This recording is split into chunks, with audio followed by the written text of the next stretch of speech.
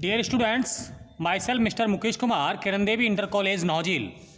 और आज हम क्लास 12th के लिए प्रोज का पहला chapter a girl with basket by William C Douglas को क्लियर करेंगे। विलियम सी डगलस जो कि अमेरिका के हाई सुप्रीम कोर्ट का एक जज था, वो भारत की यात्रा पर आया और भारत की यात्रा के दौरान उसने किन किन चीज़ों को देखा, उन चीज़ों का उसने अपनी यात्रा के दौरान वर्णन किया और पंडित जवाहरलाल नेहरू जो कि उस समय प्रधानमंत्री थे, उनको इन समस्त घटनाओं के विषय में बताया। देखते हैं चैप्टर को। I had left new Delhi for the Himalayas. मैंने लेफ्ट न्यू दिल्ली, मैंने न्यू दिल्ली को छोड़ा फॉर हिमालयाज, हिमालय जाने के लिए। I was going as far as Bareilly by train, मुझे बरेली तक रेलगाड़ी से जाना था। And then by car to Ranikhet, और रानीखेत के लिए कार से।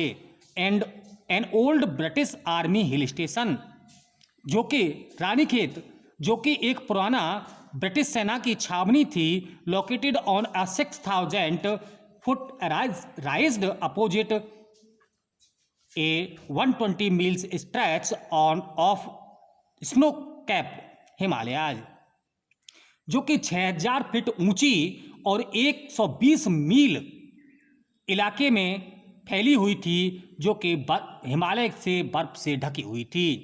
द ट्रेन वाज स्लो, रेलगाड़ी बहुत धीमे चलने वाली थी।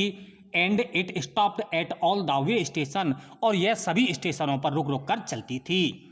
At every stop I swung open the door, प्रत्येक रुकावट पर, प्रत्येक स्टेशन के रुकने पर मैं दरवाजे को खोलता।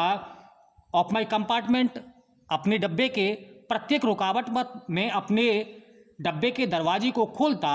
And walked on the platform, और कुछ समय के लिए प्लेटफॉर्म पर टहलता।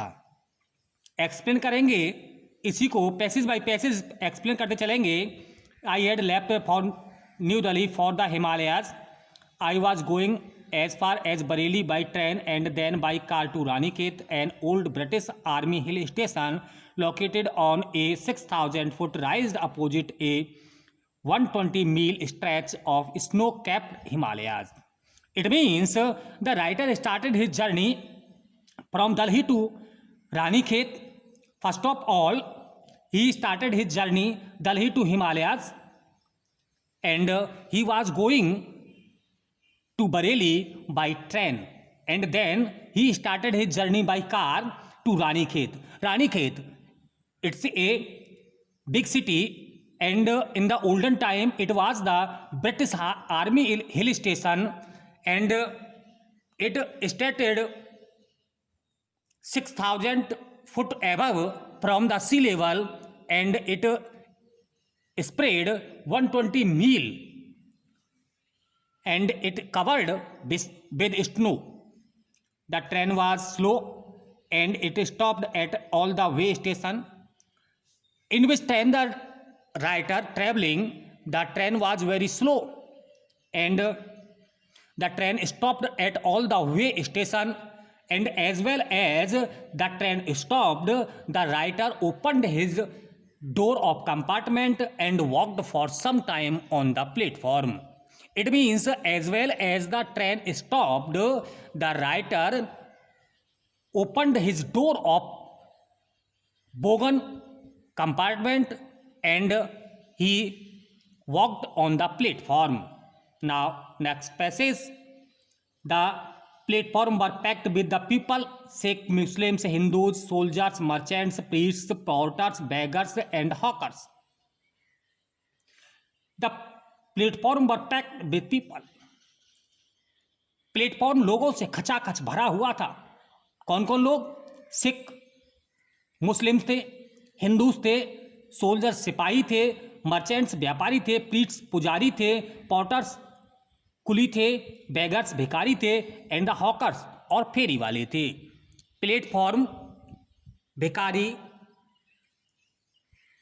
हिंदू, मुस्लिम्स, सिपाही, व्यापारियों से खचाखच भरा हुआ था।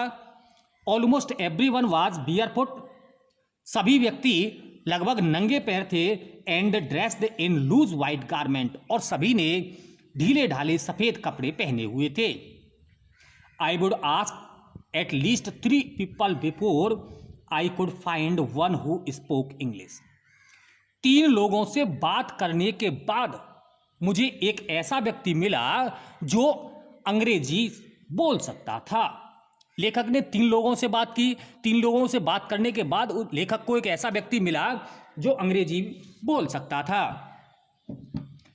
We would talk world affairs, हमने सांसारिक संबंधों के विषय में बात की। And every major topic the news of the day produced, और उस दिन प्रकाशित होने वाले अखबार की मुख्य बिंदुओं पर बात की। इन दिस वे, इस तरीके से I was trying to get a feel of the pulse of the nation. इस तरीके से मैंने राष्ट्र अर्थात भारत की नब्ज टटोलने की कोशिश की। Checking opinion against official attitude and reports, और उसके विषय में उनके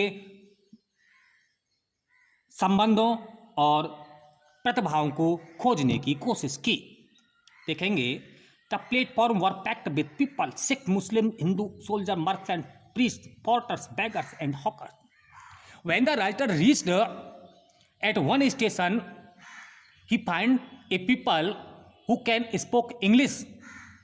Although the writer spoke 3 people, but they cannot speak English. At last, he find a people he can speak English. When he find a people at the station, although the station was packed, although the station was rushed with Hindu, Muslim, Sikh, porters, beggars, hawkers, etc. Everyone people of the platform were barefoot, and everyone was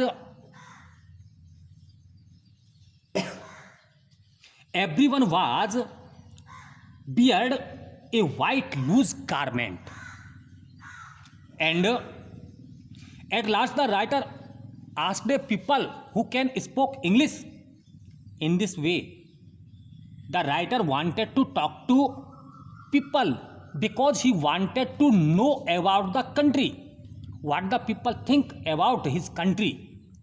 When he talked to people, he find a people who can speak English, and he trying to opinion of the country, and then the official attitude of the country. The route lay through one of the richest of Indian agricultural areas. ये रास्ता मुझे एक धनी समृद्धशाली इलाके से ले जाता था। This was the plain of the upper Ganga river, यह गंगा के समतल मैदान का ऊपरी हिस्सा था।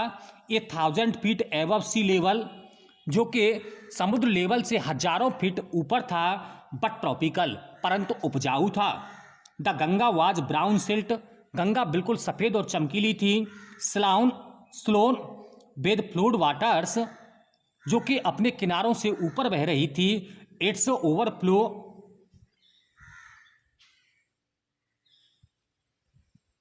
इनएंडिंग 1000 ऑफ एकर्स ऑफ राइस, जिसके ऊपर बहने से हजारों एकड़ चावल पानी में भीग चुका था, अर्थात हजारों एकड़ चावलों में पानी भरा हुआ था।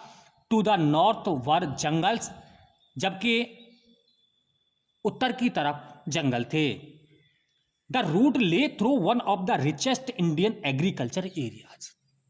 Although the India is one of the greatest agricultural country, but the route which the writer were going through, it was the greatest agricultural area, and it was the area of Upper Ganga.